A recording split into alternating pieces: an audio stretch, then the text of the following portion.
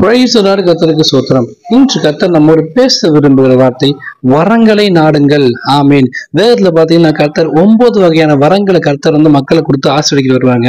ஞானத்தை போதிக்கும் வசனம், அறிவை உணர்த்தும் வசனம், தீர்க்க தரிசன வரம், சுகமளிக்கும் வரம், அற்புதங்களை செய்ய சக்தி, விசுவாசம் என்னும் வரம், ஆவிகளை பகுத்தறியும் வரம், அந்நிய பாஷையில் பரப்பர பாஷை பேசுகிற வரம், வியாக்கியான வரம் சொல்லி 9 வகையான வரங்கள் இருக்கு. இந்த வகையான வரங்களை நம்ம வாழ்க்கையில கிரியை செய்ய வேண்டும் என்றால் பரிசுத்தாவின் வரத்தை பெற்றுக்கொண்டு அபிஷேகத்தை நிரம்பி கர்த்தரை ஜெபிக்கும் போது கர்த்தர் என்ன பண்ணுவாரு? இந்த வரங்களை தான் கர்த்தர் உங்களை ஆசீர்வதிப்பார். வரங்கள் எப்படி கிரியை செய்யும்?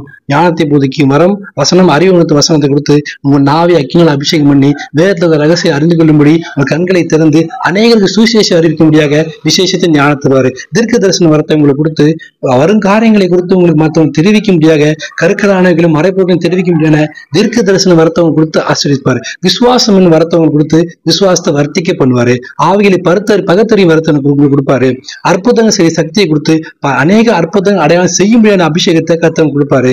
அது மட்டும் இல்லாம சுகமளிக்கும் வரத்தை கொடுத்து வியாதிகள் இருந்து அநேகம் பேரை விடுதலை பெற்று சுகத்தை பெற்று முடியாத அந்த சுகமளிக்கும் வரத்தை கர்த்தர் கொடுப்பாரு. அது மட்டும் இல்லாம அந்நிய பாஷை பேசுகிற வரம், வியாக்கியான வரத்தை கொடுத்து கர்த்தர் உங்களுக்கு ஆவியின் வரங்கள் கர்த்தர் நிரப்புவாரு. அதுக்கு செய்ய வேண்டிய ஒரே விஷயம் பரிசுத்தாவின் அபிஷேகத்தை பெற்றுக்கொள்ள வேண்டும். கர்த்தாவை அபிஷேகத்தால் நிரப்புங்க சொல்லி கர்த்தரை கேட்கும் போது கர்த்தர் அந்த வரங்களினால் உங்களை அலங்கரிப்பார். அழிந்து போற பொன் வெள்ளி பொருளுக்கு நோக்கி ஓடாதபடிக்கு ஆவியின் வரங்களை நாடுங்கள் என்று கர்த்தர் உங்களை கேட்கிறாங்க.